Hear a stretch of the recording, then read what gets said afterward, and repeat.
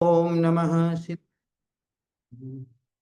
ओम नमः सिद्धेभ्यः नमः श्रीवर्धमानाय निर्धूतकलिलात्मने शालोकानां त्रिलोकानां यद्विद्यादर्पणायते।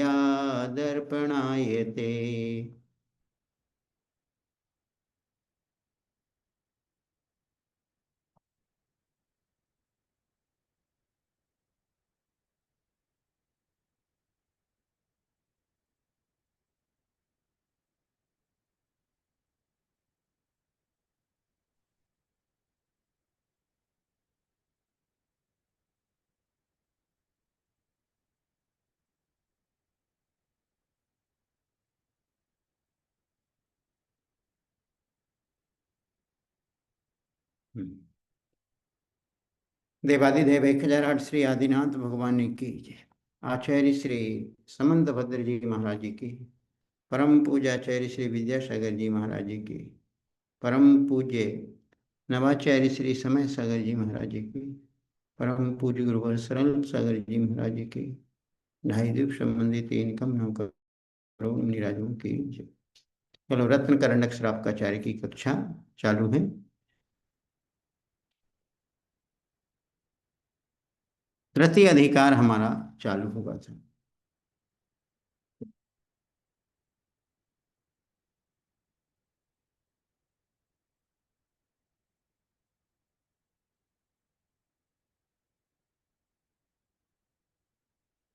चारित्र के दो भेद कौन कौन से बतलाए थे, कोई बताएगा? चारित्र के दो भेद। वंदना भैया जी, बताऊं? हाँ बोलो दीप्ति। भैया जी, सकल चारित्र और विकल चारित्र। बहुत बढ़िया। सकल चारित्र किनका होता है और विकल चारित्र किनका होता है? सकल चारित्र मुनि महाराजों और उनका होता है। विकल चारित्र गृहस्थों का, जिन्होंने आंशिक रूप से मतलब पापों का कुछ त्याग। व्रतों को ठीक है, बहुत बढ़िया। वंदना भैया जी। हम्म, भैया हम बताएं। सकल चारित मुनि महाराजों को होता है, विकल चारित श्रावकों को होता है। आपका कौन सा है, विकल की सकल? आपका कौन सा है इंदिरा जी? भैया वंदना। हम्म, बोलो। क्या बोला? आवाज समझ में नहीं आ रही।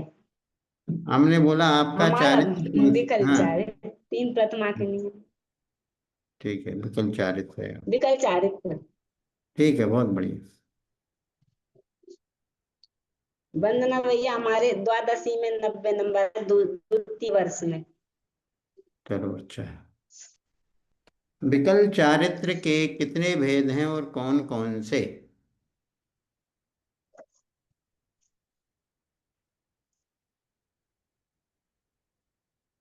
विकल चारित्र के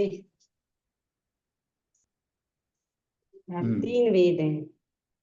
एक तो 5 अनुव्रत, हम्म। 3 गुण व्रत और 4 शिक्षा व्रत। ठीक है, उत्तर सही।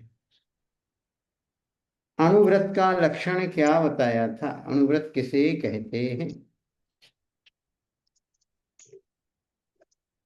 पांचों राम। पापों का। हाँ, पूरा आप ही को नहीं बोलना है सब कुछ, और दूसरे लोग भी क्लास पढ़ते हैं। चलो, रागिनी जी बोलेंगी, आरोन से ही हैं। अणुव्रत का लक्षण क्या है? वंदना भैया जी, अ, पांचों व्रतों को आंशिक रूप से धारण करना। पांचों पापों का स्थूल रूप से त्याग करना ही अणुव्रत कहलाता है। पापों से व्यक्ति का नाम ही व्रत है। पांच पाप जो हैं, उन पांचों पापों का एक देश त्याग करना ही व्रत कहलाता है।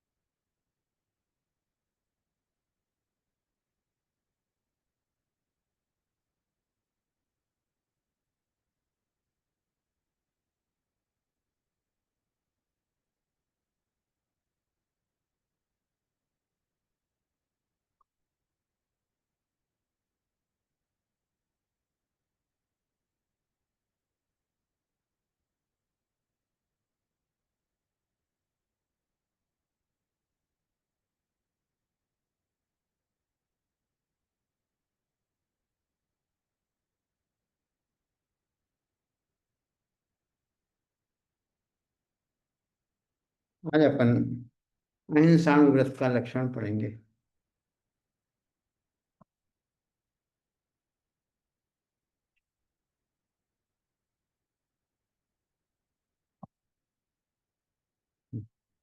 अहिंसाणु व्रत का लक्षण आज पढ़ने जा रहे हैं। श्लोक नंबर 53, 53 नंबर का श्लोक है। संकल्पात कृत कारित, 53 नंबर का श्लोक निकाल लीजिएगा सब लोग। संकल्पात कृत कारित मननाद्योगत्रयस्य चर्षत्वान्,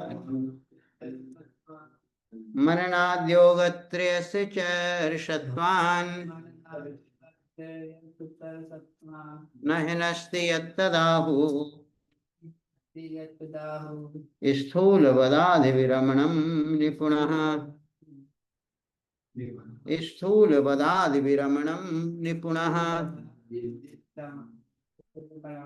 विरमणम यहाँ पर बतला रहे हैं, अर्थात जो जीव योग त्रय, 3 योग होते हैं, मन योग, वचन योग, काय, अर्थात मन वचन काय 3 योग से कृत कारित मननात्, कृत कारित और अनुमोदना से, संकल्पा संकल्प पूर्वक, चर सत्वान, चर का अर्थ होता है त्रस, सत्वान यानी जीवों को, ना हिनस्ती मारता नहीं है, न मन से, न वचन से, न काय से, न कृत से, न कारित से, न अनुमोदना से। त्रस जीव अर्थात 2 इंद्रिय, 3 इंद्रिय, 4 इंद्रिय जीवों की कभी वो पंचेंद्रिय जीवों की कभी आराधना नहीं करता है। वह स्थूल बध से त्यागी, स्थूल बध से विरक्ति रखने वाला अहिंसाणुव्रती कहलाता है। अब अहिंसाणुव्रत धारण करने के बाद उसमें कुछ अतिचार भी लग सकते हैं। हमने जो व्रत लिया है, व्रत लेने के बाद हमारी बड़ी सावधानी रहती है कि हम अपने व्रत को निर्दोष बनाएं, निर्दोष रखें। उसका मेंटेनेंस करना हमारा अपना दायित्व है। आपने गाड़ी परचेस की, गाड़ी खरीद ली, गाड़ी को आप उपयोग भी कर रहे हैं, लेकिन गाड़ी की सर्विसिंग कराना भी जरूरी है। यदि आप गाड़ी की सर्विसिंग नहीं कराएंगे तो गाड़ी बहुत जल्दी खराब हो जाएगी। इसलिए यहाँ पर बतलाया जा रहा है कि अहिंसाणुव्रत आपने लिए हैं। अहिंसाणुव्रत लेने के बाद अब आपका दायित्व और कर्तव्य है कि हम उसमें अतिचार न लगाएं। छेदन, बंधन, पीडन, मति भारारोपणम, व्यतिचारः, आहार वारणापि च, आहार वारणापि च, स्थूल बलहाल विप्रमते, विप्रते पंच, स्थूल बदाद विप्रते पंच, छेदन बंधन पीडन, मतिभारारोपणं व्यतिचारा, आहार वारणापि च, स्थूल बदाद विप्रते पंच। एक साथ पड़ेगा।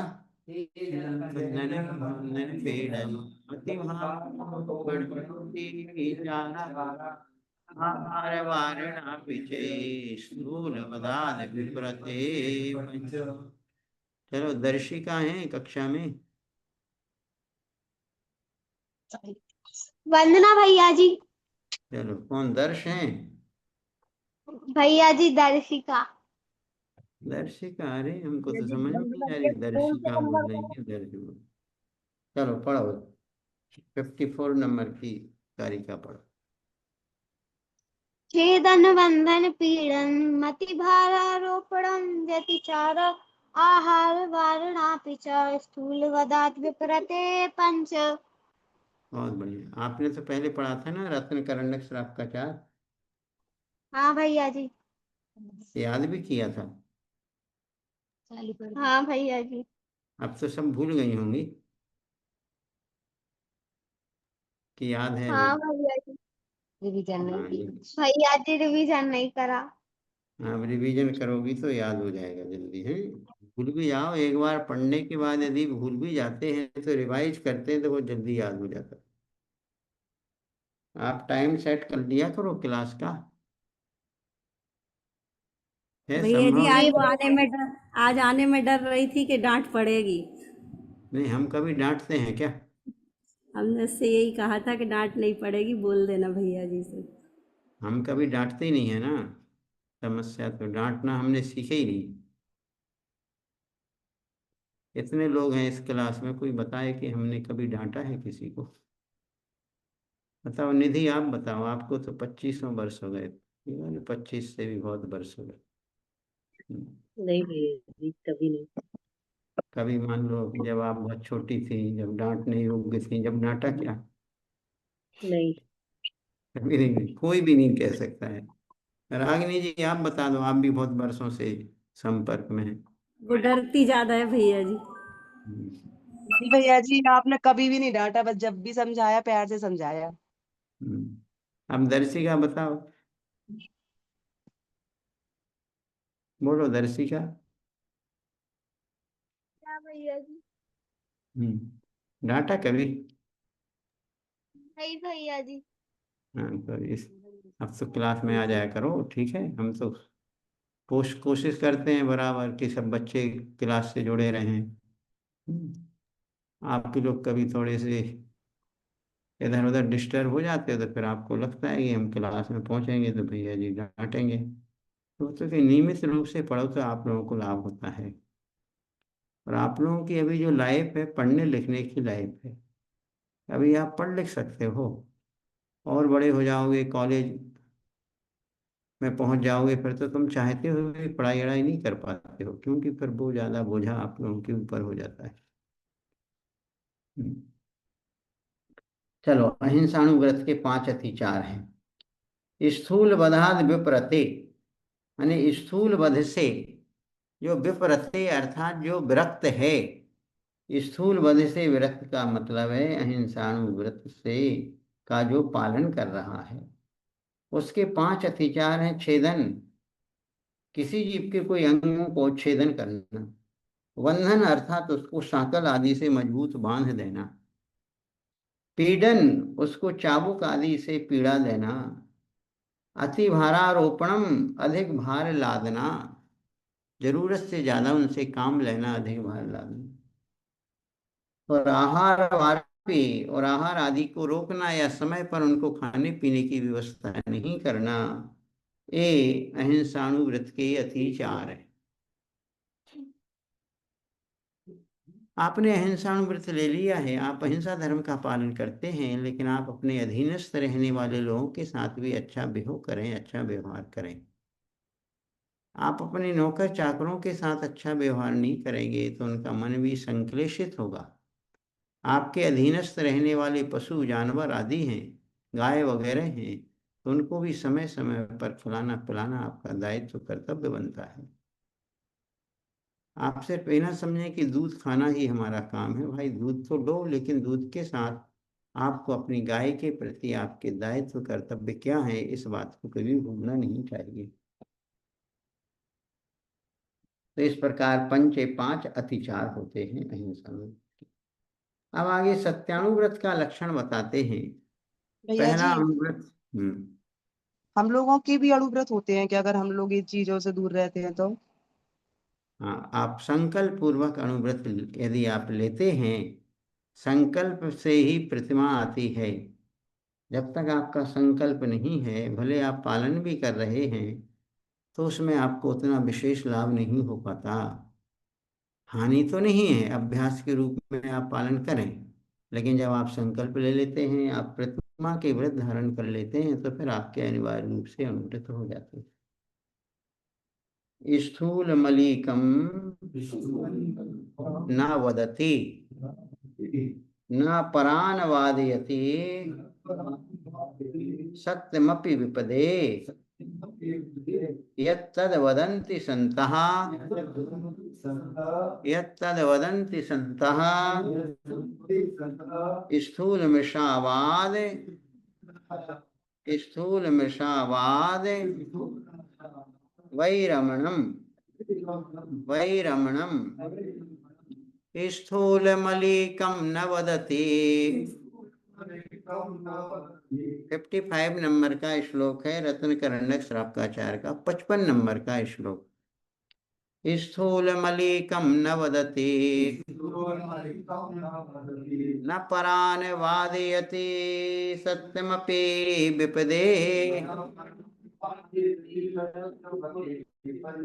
यत्तद्वदन्ति सन्तः यत्तद्वदन्ति सन्तः स्थूलमृषावाद वैरमणम्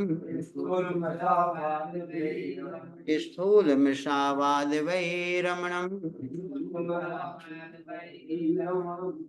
पढ़े।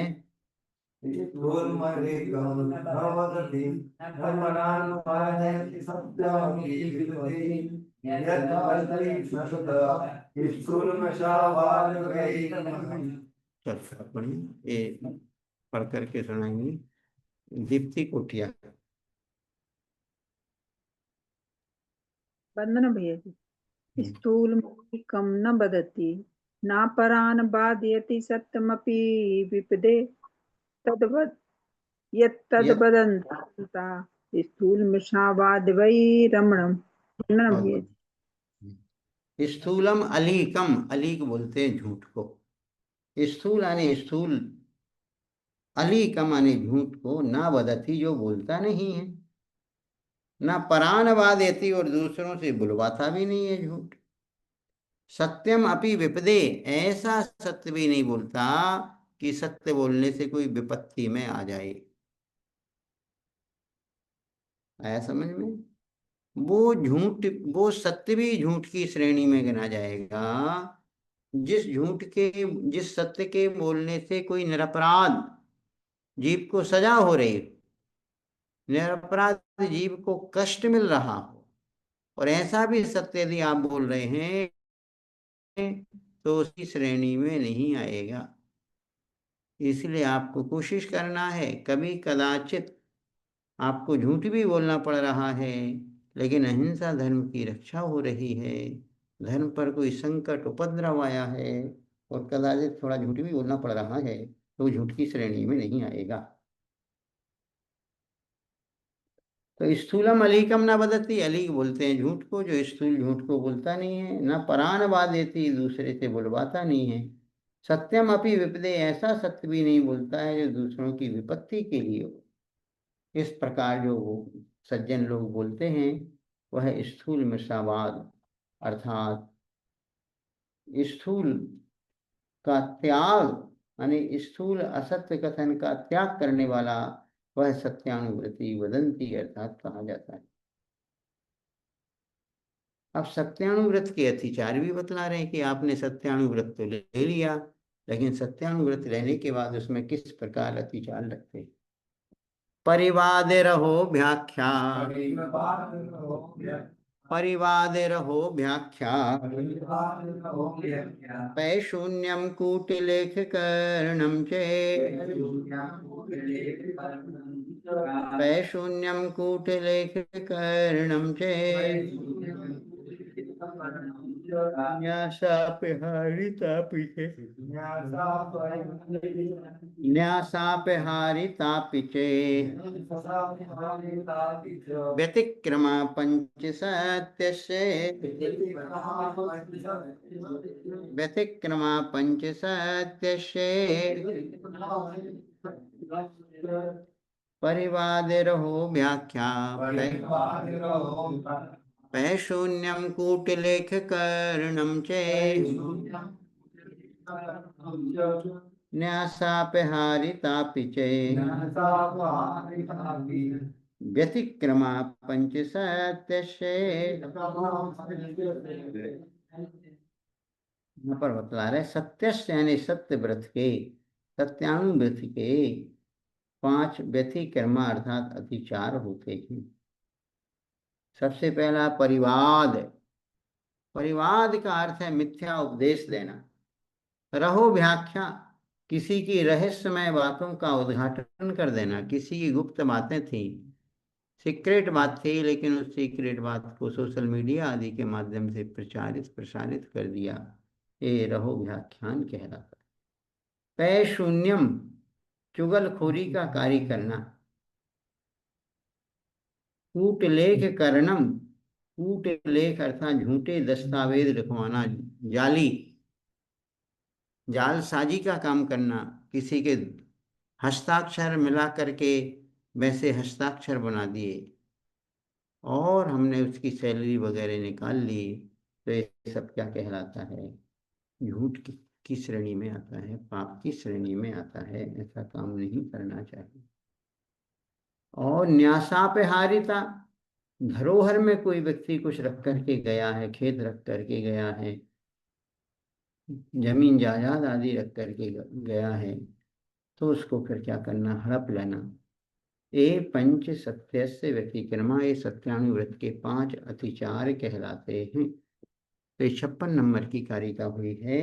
इस 56 नंबर की कारिका में सत्यानुव्रत के 5 अतिचार बतला दिए। परिवाद रहो व्याख्यान, मिथ्या उपदेश देना, झूठे दोषारोपण लगाना, किसी की रहस्यमयी बातों को प्रकट कर देना, चुगलखोरी करना, इधर की बातें उधर, उधर की बातें इधर करना, ये चुगलखोरी कहलाती है। चुगलखोरी भी एक बहुत बड़ा पाप कहलाता है। एक कूटलेखकरण, झूठे दस्तावेज लिखवाना, झूठे साइन वगैरह करवा देना और उनसे अपना उल्लू सीधा करना। न्यासापहारिता, किसी की धरोहर को हड़प देना। कोई आपसे पैसे लेकर के गया है और आपके पास कोई गोल्ड वगैरह रख करके गया, बाद में वापस आया, उसने अपना कम गोल्ड मांगा, आपने कह दी हाँ हाँ आपका इतना ही, ये ले लो, और आप कहेंगे हमने थोड़ी उसका दबाया है, उसने इतना मांगा, उतना हमने दे दिया। अरे भाई, आपने जब रखा था उस समय आपने पूरी उसकी तौल माप की थी, अब वो वापस आया है तो उसको बराबर अब हमें वापस देना चाहिए। यदि ऐसा नहीं करते हैं तो ये अचोरित सत्यानुव्रत के अतिचार कहलाते हैं। अब आज हम आपको थोड़ा सा एक कहानी सुनाते हैं। वो कहानी है जो सम्यक दृष्टि जीव के 8 अंग बतलाए थे ना। 8 अंगों में एक निशंकित था, एक निष्कांक्षित था, एक निर्विचित था, एक अमूढ़ दृष्टि। अमूढ़ दृष्टि में बतलाया था कि हमें मूर्ताओं में नहीं फंसना चाहिए। अब एक और अंग है अमूढ़ दृष्टि के बाद है उपगूहन। उपगूहन अंग, उपगूहन का मतलब होता है बढ़िया, बैठो नहीं तो खड़े ही रहो, अभी तो उठ रहा है। हाँ, क्या बात है। उपगूहन का अर्थ होता है हमारा कोई सहधर्मी है, हमारा धर्मात्मा है, हमारा परिवार का कोई व्यक्ति बंधु, उसके जीवन में यदि कोई दोष हो गए हैं, कुछ गलती हो गई, उन गलतियों को ज्यादा प्रचारित प्रसारित नहीं करना चाहिए, क्योंकि हमारा जीवन भी हमेशा गलतियों से ही निकला है। हम कोई भी दुनिया में कोई व्यक्ति बेकसूर नहीं होता है, सबके साथ कोई ना कोई समस्याएं रहती। हमें उनकी समस्याओं को समझना चाहिए और समस्याओं को समझ करके हमें इंसानियत का व्यवहार करना चाहिए। तो एक सौराष्ट्र देश में एक पाटलिपुत्री नाम का नगर था। वहाँ के एक राजा यशोधर थे। सुसीमा उनकी रानी का नाम था। उनका एक बेटा था, उसका नाम था सुवीर। लेकिन वो बाल्यावस्था से ही वह सुवीर गंदे लोगों की संगति में आकर के उसके जीवन में बहुत गलत गलत बातें आ गई थी। राजपुत्र था ही, पैसे की कोई कमी नहीं थी, और ऐसे गलत लोगों की संगति में आकर के वो व्यसनी बन गया। मदिरापान करने लगा, मांसाहार आदि करने लगा, परस्त्री सेवन आदि करने लगा, और धीरे धीरे वह बड़ा चोर बन गया, चोरों का सरदार बन गया। उसने अपना ग्रोह बना दिया और जगह जगह जाकर के डाका डालते चोरी करते। उनको मालूम पड़ा कि एक नगर में एक सेठ रहते हैं, जिनेंद्र भक्त उनका नाम था, जिनेंद्र भगवान की भक्ति करते थे। उनका 7 मंजिला महल था, बड़ा विशाल महल था। उस 7वें मंजिल के ऊपर वाला जो फ्लोर था, 7वें मंजिल का फ्लोर था, वहां पर उनका एक जिनालय बना हुआ था, चैत्यालय बना हुआ। उस जिनालय में एक पार्श्वनाथ भगवान की बहुत ही सुंदर स्फटिक मणि की प्रतिमा थी।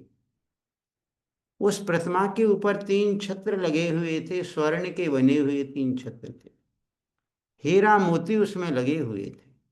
वो छत्र देखने में बहुत सुंदर लगते थे और वह मूर्ति भी बहुत सुंदर थी।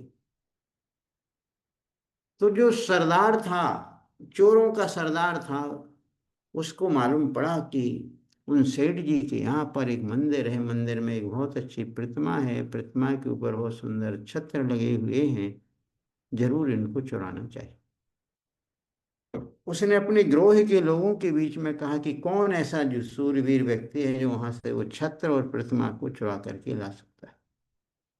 काम तो बड़ा असंभव है, लेकिन करना ही तो होगा। और उसके सरदार ने जब कहा कि कौन ला सकता है, तो एक चोर कहने लगा, मेरे लिए तो ये संभव है, मैं ला सकता हूँ। कैसे लाएगा? वहां पर पहरेदार रहते हैं, चौकीदार रहता है, पुलिस व्यवस्था भी वहां रहती है, और कैसे वहां से लेकर के आएगा? लेकिन उसने कहा इसकी चिंता मत करो। उसने एक ब्रह्मचारी का रूप धारण किया, धोती दुपट्टे पहनने लिए, बाल कटवा लिए, और वह व्रती बन करके जीवन जीने। चलते चलते चलते वह भी उस नगर में आ गया,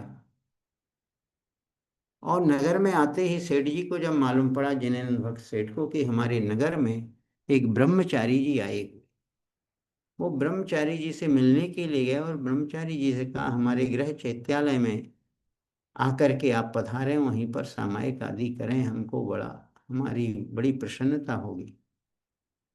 और उन्होंने ऐसा ही किया। वो ब्रह्मचारी के रूप में वह चोर वहां पर पहुंच गया, महाराज के आसपास रहने लगा, महाराज की खूब सेवा करता। महाराज जी बड़े प्रसन्न हो गए कि बहुत अच्छा भक्त है, खूब सेवा करता।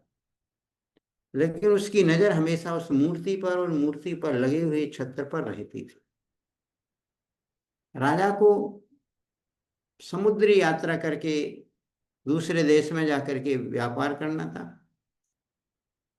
और जो सेठ जी ने, जो ब्रह्मचारी आकर के उनके चैत्यालय में रहने लगे थे, उनसे कहा, ब्रह्मचारी जी आप भगवान की अच्छी पूजा पाठ करना, भक्ति करना, मैं 15-20 दिन के लिए संबेशगर जी जा रहा हूँ, और वहां से वापस आने के बाद फिर मैं दोबारा आपसे मिलूंगा। उसने, ब्रह्मचारी ने पहले बहुत मना किया कि नहीं, आपका इतना विशाल महल, इतना बड़ा जिनालय, इतनी सुंदर बेशकीमती मूर्तियां हैं, मैं इन चीजों को नहीं संभाल सकता। लेकिन सेठ जी ने कहा, नहीं, आप धर्मात्मा जीव हैं, आपको यहाँ पर इनकी रक्षा करना है और आपको अपना धर्म ध्यान करना है, कोई परेशानी वाली बात नहीं। वो तो यही चाहता था। और उसने पहले ऊपर ऊपर मना किया कि नहीं नहीं नहीं। आखिरकार सेठ जी ने बहुत सम्मान के साथ रोक लिया और सारे घर की व्यवस्था उनके हाथ में दे दी। उसकी नजर हमेशा रहती थी छत्र और मूर्ति पर, बड़ा कुशल था। उसने आज रात्रि में, मध्य रात्रि में मूर्ति उठाई, हाथ में छत्रवी निकाले, अपने वस्त्रों में लपेटे, वो चला जा रहा था। लेकिन मूर्ति से इतनी अधिक आभा निकल रही थी कि मूर्ति की चमक से लोगों ने देख लिया कि यहाँ से कुछ चोर जा रहा। पीछा किया, आगे आगे वह ब्रह्मचारी के वेश में जो चोर था वह दौड़ लगा रहा था। पीछे पुलिस अधिकारी और सेना पीछे दौड़ते दौड़ते दौड़ते दौड़ते उसको रास्ते में राज मिलते हैं, हाँ, दौड़ते दौड़ते चला जा रहा था। और सेठ जी जो विदेश यात्रा पर जा रहे थे, तो उनका तम्बू वहां पर लगा हुआ था। यहाँ से उसने छत्र आदि चुराए, मूर्ति चुराई, लेकर के भागा। पुलिस पीछे से दौड़ दौड़ लगा रही है। दौड़ता दौड़ता दौड़ता वहीं पर उसी कैंप में आ जाता है और कहता है, मुझे बचाओ बचाओ बचाओ। सेठ जी ने देखा कि ब्रह्मचारी जी जिनको हम घर पर रोक करके आए हैं, वो यहाँ पर मूर्ति लेकर के आए। उन्होंने तुरंत समझा, पीछे से चोर भी आए, कह रहे ये चोर हैं, इन्होंने मूर्ति चुराई। सेठ जी उस समय विचार करते हैं कि यद्यपि वास्तव में ये मूर्ति चुरा करके लाए, लेकिन ब्रह्मचारी वेश की बदनामी हो गई, कभी कोई लोग ब्रह्मचारियों पर भरोसा नहीं कर पाएंगे। तो सेठ जी कहते हैं कि नहीं, ये चोर नहीं है, ब्रह्मचारी जी हैं। हमने ही मूर्ति को बोला था कि मूर्ति लेकर के आओ, छत्र लेकर के आओ, इनका अपराध नहीं है, वो मैंने बुलाया था, और सबको उन्होंने वापस कर दिया। सेठ जी उन ब्रह्मचारी जी से कहते हैं, जब तुमको ये मूर्ति ही चुराना थी, ये सब कुछ करना था, तो ब्रह्मचारी का भेष तुमने क्यों बनाया, क्यों बदनाम किया? उनको अपराध बोध हो गया, उन्होंने गलती को स्वीकार कर लिया कि अब हम दोबारा भविष्य में ऐसा कुछ भी नहीं करेंगे।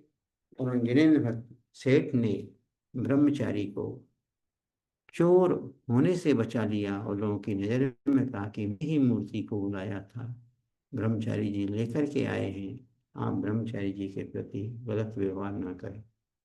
इस प्रकार उपगूहन अंग से संबंधित कहानी है, शास्त्रोक्त कहानी है। हमें कभी भी अपने सहधर्मी धर्मात्मा जीवों के दोषों को देखना नहीं चाहिए और दोषों को उजागर भी नहीं करना चाहिए।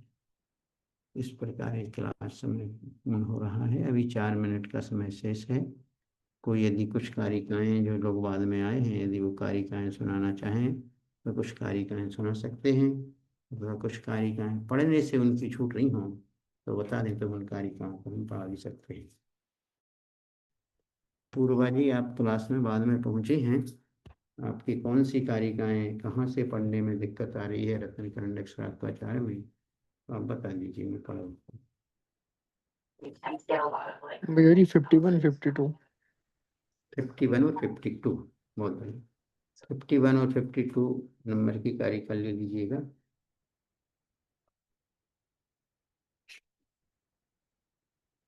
गृहिणाम त्रेधा तिष्ठत् यणुगुण शिक्षाव्रतात्मकं चरणम पंचत्रिचतुर्भेदम त्रयम यथा संख्य माख्यातम। गृहिणाम त्रेधा तिष्ठत् यणुगुण शिक्षाव्रतात्मकं चरणम व्रतात्मकं चरणम पंचत्रिचतुर्भेदम त्रयम यथा संख्यमाख्यातम। पढ़ो, संयम पढ़ करके सुनाओ। 51 जी। गृहीणाम त्रेधा त्रिष्ट्या त्रिगुण गुण तिष्ठत् तिष्ठत् यणुगुण यणुगुण शिक्षाव्रतात्मकं चरणं पंचत्रिचतुर्भेदं त्रयं यथा संख्यामाख्यातम्। माख्यातम। अब आगे 52 प्राणातिपात विथथौ व्याहारश ते काम मूर्छाभ्या स्थूलेभ्यः पापेभ्यो व्यपरमण मनुव्रतं भवति। व्यपरमण मनुव्रतं भवति। प्राणातिपात विथत व्याहारस्ते काम मूर्छाभ्या स्थूलेभ्यः पापेभ्यो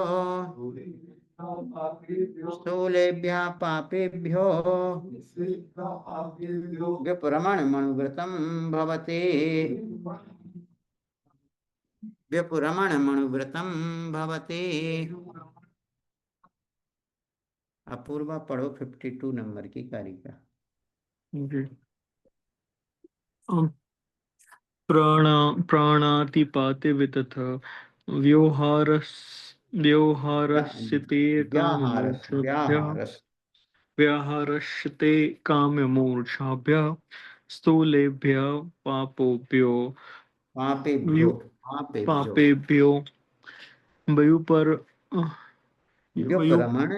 व्युपरमण मनुव्रतं भवति। पूर्वा नहीं है क्या क्लास में? भैया ये मीटिंग चल रही है उसमें। ठीक, चलो 53 पढ़ ली थी आपने?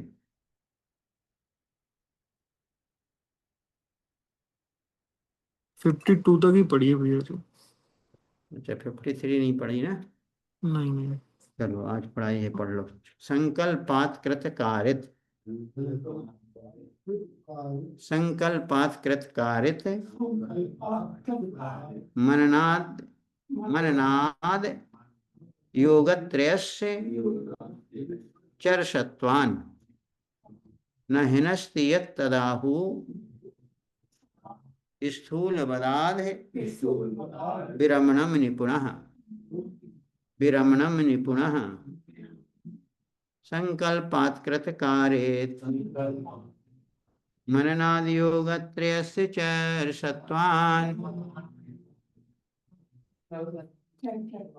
न हिनस्ति यत्तदाहु